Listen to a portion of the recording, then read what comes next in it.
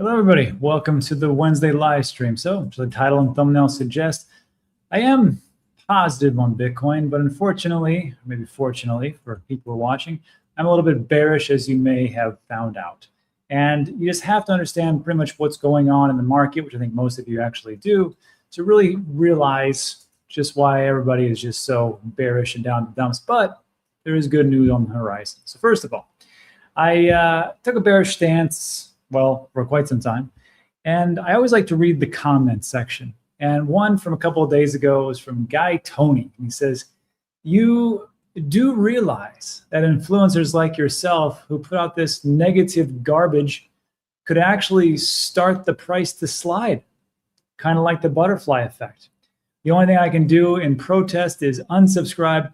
There's plenty of positive macro you can lead with. And first of all, I got to tell you, I'm quite flattered that Guy Tony thinks that I can move markets. That would be pretty good on the resume. I don't think it's actually true, but maybe. And we'll say like this: I'm just trying to be cautious. These are the things that I'm doing. You may look at me and say, Rob's too bearish. I'm super bullish, and I'm going to go all in. Great. You know, it's whatever you want to do. And this is just for entertainment purposes only. But I appreciate every different response that I get. And of course, I said, hey, by you being negative, I'm negative. Now I got to release my Bitcoin to Zero video featuring Dan Pena. And that is, of course, a joke. We all know Dan Pena thinks that everything's going to zero. Well, mostly Bitcoin, but that will not actually happen. So to answer Guy Tony, I'm going to lead off with bad macroeconomic news. First of all, like everybody has been talking about today, and you've all seen this, I think for the most part, just so you know, that the core price producer index year over year, or consumer price index, has pretty much been stagnant. CPI, consumer price index, as of Wednesday, March 11th, the old or the previous reading was 0.2.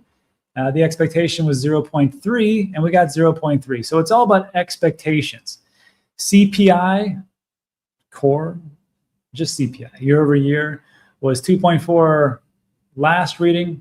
The expectation was 2.4, now it's 2.4. So what does this mean? It means that the inflation rate is stable, if you can call it that. But what this really means is that it's all the prices are still going up. You say, Rob, everything's going up around me. I take a look, I go to the store, I see meat up 4 or 5%. I go to the gas pump, I mean, it's up massively. I go and go out to eat, and no, it's up massively. I go to the movie theaters, everything's up massively. Yes, that's true. That's the beauty of inflation.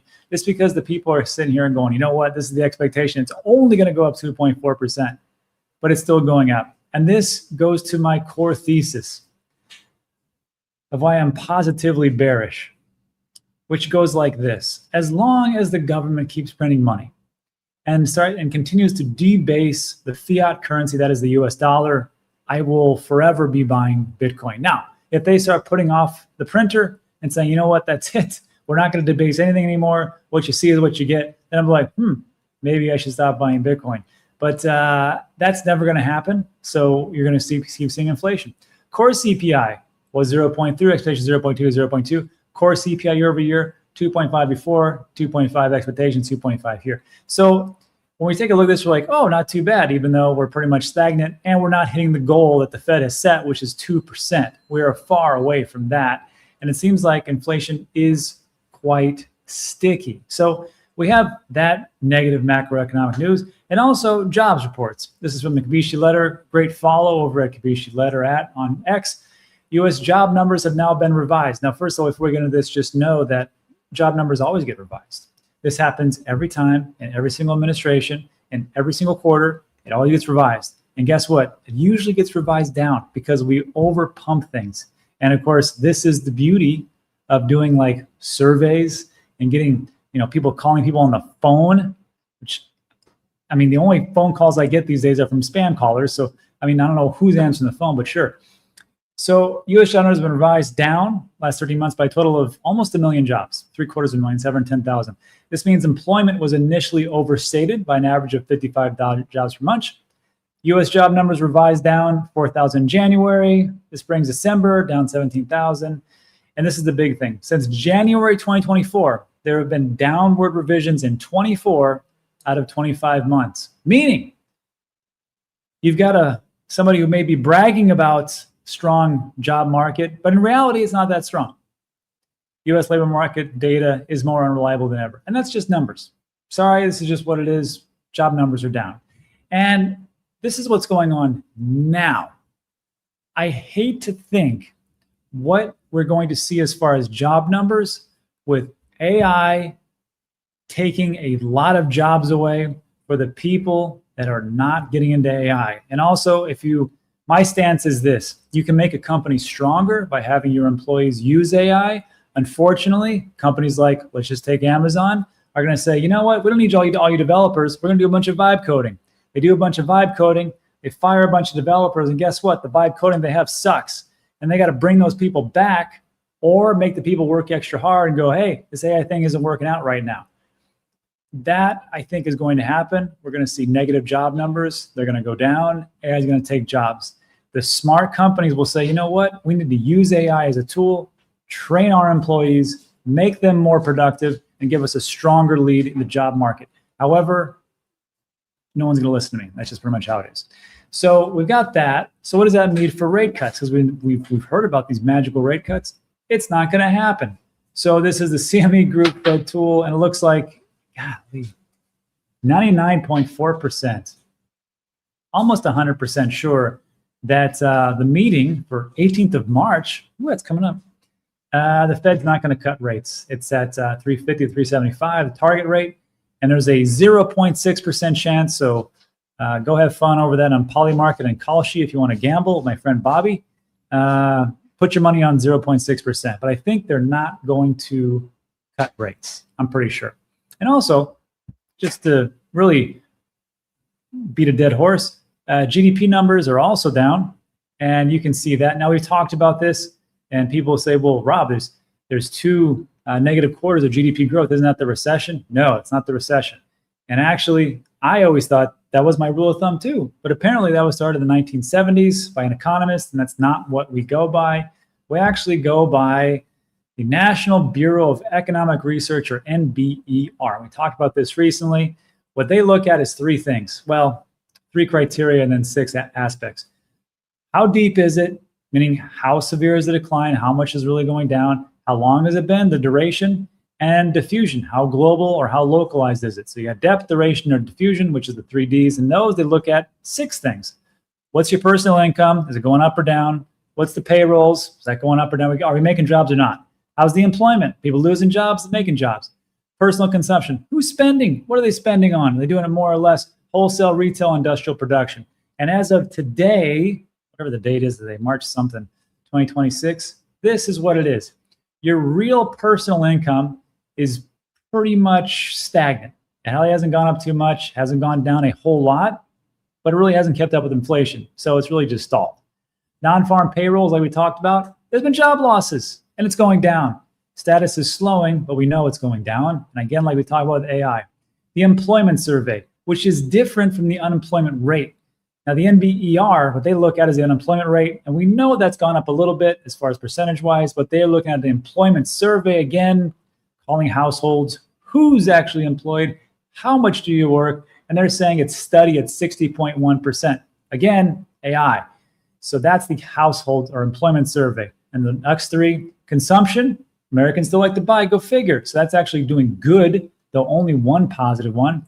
Wholesale retail sales, it's actually going down. And industrial production here in the United States, unfortunately, we're almost down 2% from peak. So if you take a look at all those things, the economy is not in a really good place. These are just the numbers that I'm looking at.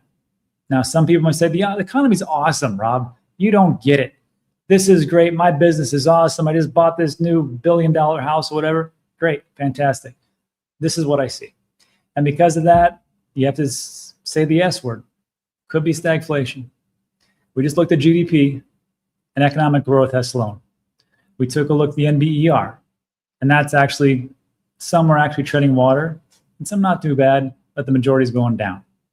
Inflation, it has been pretty much flat, but what do you think next month's going to be, especially with this invasion of Iran? And unemployment, like we talked about, I see stagflation, could be recession coming. This is what I see. Let me know what you think about that in the comments section. And that is as bearish as I will get today. And I got to tell you, I commend you for hanging on with me for that one, because that was pretty brutal. Now let's get into some bullish stuff. First of all, this is Brian Steele. What a great name, Steele. I believe he's the rep for Wisconsin. Serving the people of Wisconsin 1st Congressional District, House Administrative Chair and Financial Committee. And just listen to what he says. And he's spot on here for the next wave of what's happening. And I think when you get somebody in a position of power like this, you kind of have to listen. So just take a listen to this. Brian Steele, Wisconsin Chair.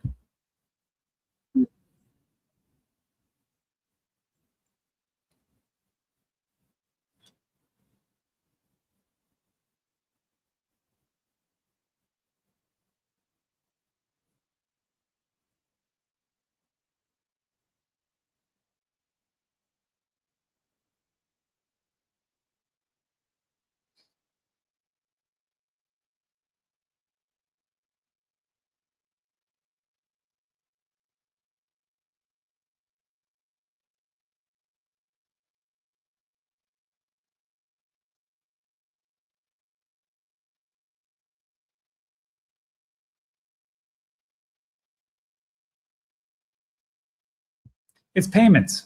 It's the payments, silly. That's pretty much what it is. And Brian's right. And I think if we're talking about treasuries, T-bills, securities, all those things, we want to get more people into the dollar, right? We want to keep the dollar strong here in the United States. Now, if you're not from the United States, you're obviously like, I don't care about the dollar. That's what we care about, making sure that the dollar remains strong. So if we can back that up and we make things a little bit easier and not having to use some type of app which has a high rate for when you actually have to transfer things or pay for things, Visa, MasterCard, PayPal, everything down the line. You can make this actually cheaper, faster, easier, and use stable coins. Then, oh yeah, you got to back that up by the dollar or by treasuries. I think that is where we are going. And it's not just me thinking that, it's MasterCard. This was a little video that was put out by MasterCard today. I found that interesting. It talks about these are entering a new phase. What once ran in parallel to existing financial systems is increasingly being applied to solve practical real-world needs, from cross-border remittances to business-to-business money transfers. This creates new opportunities to add value in how money moves globally. Today, we introduced the Mastercard Crypto Partner Program initiative, brings together 85 crypto-native companies, providers, and financial institutions. Today, we're creating a forum for dialogue and collaboration. Look at all those. MoonPay, look at some rip-off. Nexo, Nala, Zara, I think they had Axos. Pretty sure they had Axos. Polygon Holdings, congratulations.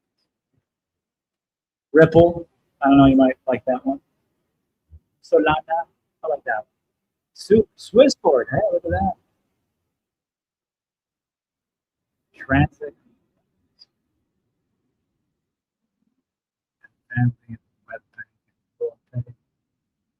I don't know, anyways. Well, anyhow, congratulations to all those. And if you hold some of those tokens, congratulations even more. It looks like MasterCard is reaching across the aisle to bring crypto payments into MasterCard. But that's not anything new. This was just on February 26th, where they issued a digital wallet or a MetaMask card. Interesting. So you can actually spend your crypto on this MetaMask card. I'm not for sure if that's rolled that out, but they made that official announcement just a couple of weeks ago. So looks like MasterCard is pretty much all in on payments, and why not?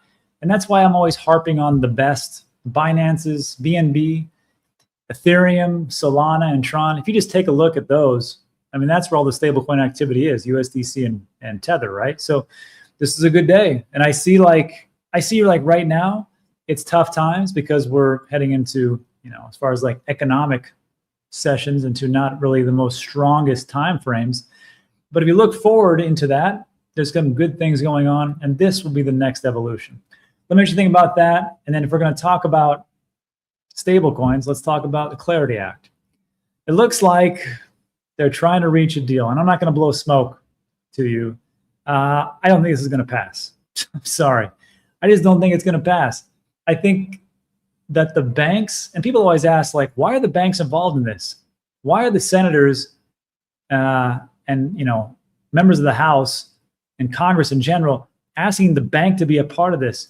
It's because the banks pay for all the Congress members to be in Congress. That's the beauty of corruption out in the open. They say, oh, no, we're just a bank. We're just going to contribute just a little bit to this guy or this gal, and we're not going to be any kind of leverage on them, but we're going to dump a bunch of money to them. Okay. So that's why the banks are involved, because of the donors. Senators try to unlock stalled Crypto Clarity Act with compromise on stablecoin yield. Lawmakers told bankers at a Washington summit that the final bill won't risk deposits. I find this very odd. And this is what it comes down to. So far, there's a compromise, and it focuses on the possibility that some narrower area of stablecoin activity be eligible for customer rewards paid by crypto platforms. Here's the big problem. You've all have heard this. All of the banks are ticked off because the stable coins that are in different accounts that you may have, I have, on different exchanges, they're paying some big fat yield. Even on Coinbase, big fat yield, like 4 or 5%, something crazy like that, and just sits there. And the bank's like, we can't do that. We can't cover that because we want to do fractional reserve lending. We want to take the money that people give us and we want to lend out 95% and then give them on these like great mortgage rates. We can charge them like 6-7% or something like that. And of course, at an amortization table, we're going to make massive amount of money. So we don't want to give it to our customers. So we're going to use the leverage because we paid for all these senators and congressmen and women to be in power. We're going to sit right between them and make sure that never happens. And we're going to make sure it doesn't happen. And we're going to squeeze these exchanges so hard that they're never going to get this bill through unless they compromise with us. That's essentially what's going on. So this goes back to the Genius Act from last year.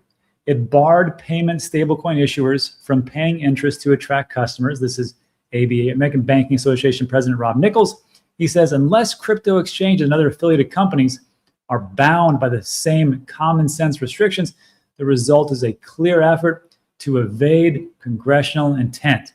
Senator Mike Round says, and he's a member of the Senate Banking Committee, so it's kind of important here. He says, he said that handing out rewards to customers can't be about how much money is held in that account, but it might be tied to how active the account is. Hey, here's an idea. Why don't you let the free market decide what they'd like to have, and then get a business to actually provide that service, and then get the heck out of the way. I don't know if I live in America anymore. It seems like it's something different. Anyhow, before I get really ticked off, let me know what you think about that in the comment section. Let's finish up strong. Somebody almost got wrench attacked. No, sorry, somebody got wrench attacked yesterday. There was a 1 million Bitcoin robbery target for a couple in their 50s in France. 3 men posing as police target a couple in their 50s, forced them at knife point. Well, I guess that's good. It wasn't a wrench attack. It was a knife attack. Forcing them at knife point to transfer about 1 million Bitcoin. So here's the thing. Don't brag about how much crypto you have. Always don't say anything of that in your social post. Don't even tell your friends you have crypto. Just do what I do and say, man, I sold all that stuff. Worthless piece of junk. And don't tell anybody anything else, because you get stuff like that. Unless you got some pretty close friends that you can say, okay, you probably should buy some Bitcoin. But that's where we're going from this point forward. You get stuff like that. You get wrench attacked. Although I got to tell you, these days you would think that the thieves and the robbers would stay away from us. They're like, oh, those guys are poorer than us. We just saw what the market does.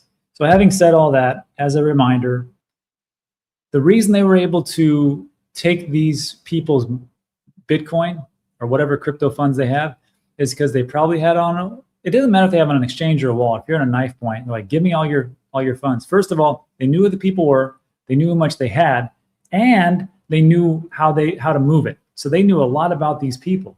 I would assume that they'd be like, hey, look, where's wallet 0x, blah, blah, blah, blah, blah. Tell me where it is, or I'm going to kill your wife.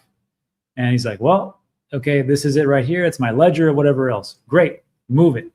They move it, and then off it goes. I am begging you right now, diversify the amount of crypto that you have. Get multiple TANGEMs, multiple ledgers. And what I do, I have a secret. And I don't have this anymore because I sold all my Bitcoin. But when I did, I use iTrust custody account. And it's pretty cool. because what happens is if you're a knife point or a wrench or an Uzi or whatever you get robbed with, they're going to say, move it. Okay, but I got it in iTrust custodial account. We'll do it anyhow. Do you know the hoops you have to jump through to get your money out? It took me over a week to get it out. And some people say, well, that's ridiculous. That's my money. I should have it when I want to. Sure, go right ahead and go have fun getting robbed by everybody. Get that custody account, put the crypto in there, put it someplace else, and stop talking about your crypto. And that's it for today. So look, if you like today's video, give it a thumbs up. Consider subscribing. Everything we talk about is relatively time sensitive. That's it for this one. Thanks so much for stopping by. Now let's get into the little Q&A, and I'll answer all your questions to the best of my abilities. Okay. Oh, this is good news. You want some good news? I just fixed my 4-wheel drive low in my van. Nice. That's not easy. B-boy, congratulations. Then get out there. That'd be good. Let's see. I don't trust government to save me. I'm trying my best to trust my decisions.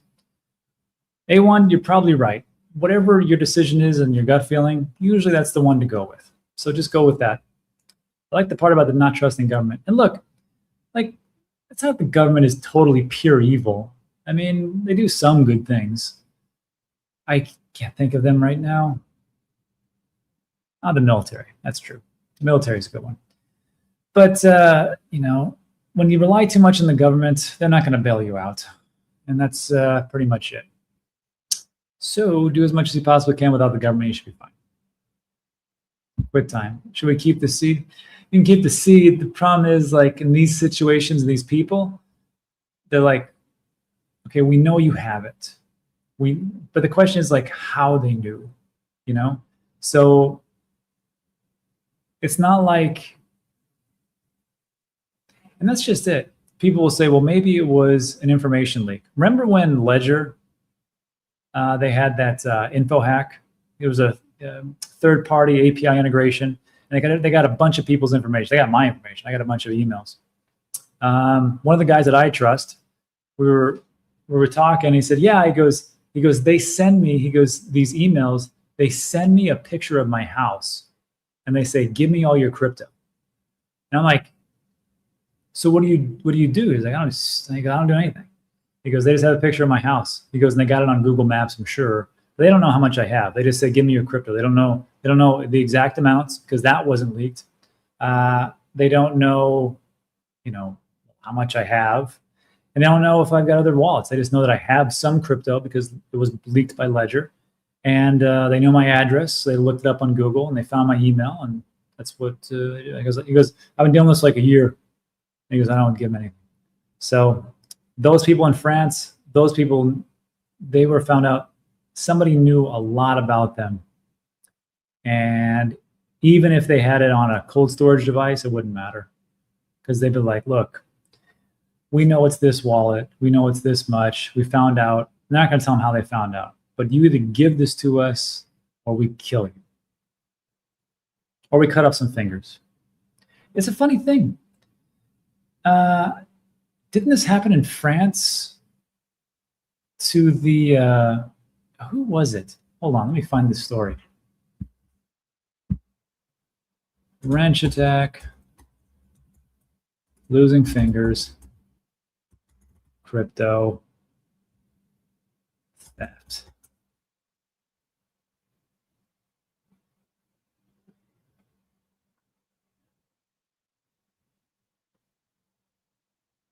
All right, this is it.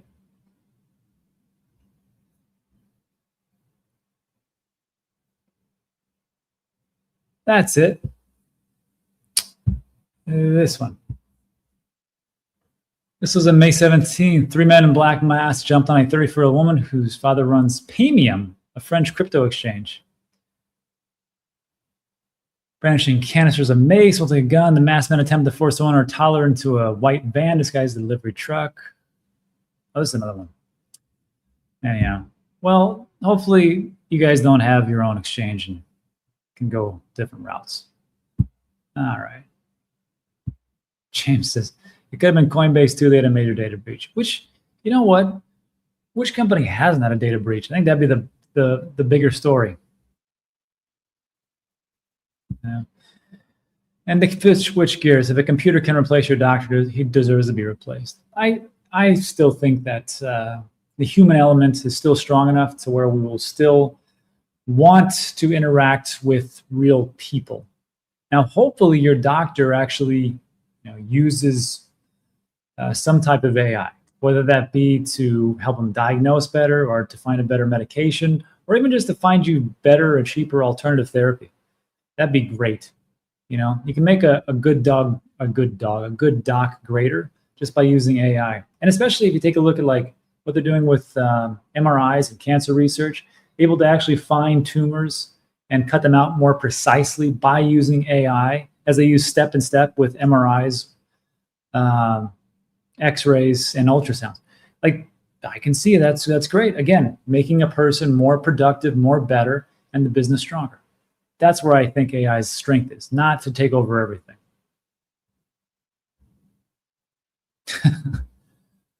No bombs on my head. Does Val need a ride? No, I got to take like roughly 6:30 tonight, Jimmy.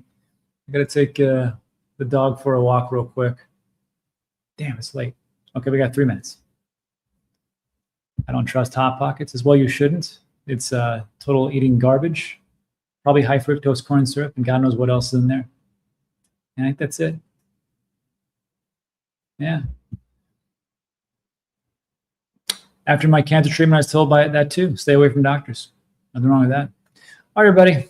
That's it for today. So look, like today's video, thumbs up, subscribe, all the good stuff. Tomorrow, we're on Ben's channel and the Cryptoverse, and Guy will be joining us, and we'll see what we're going to talk about. It's always good questions when those two guys host. So I'll see you guys tomorrow on Ben's channel, roughly 9 a.m. Eastern. That's it for tonight. Thanks, everybody. See you in the next one. Adios.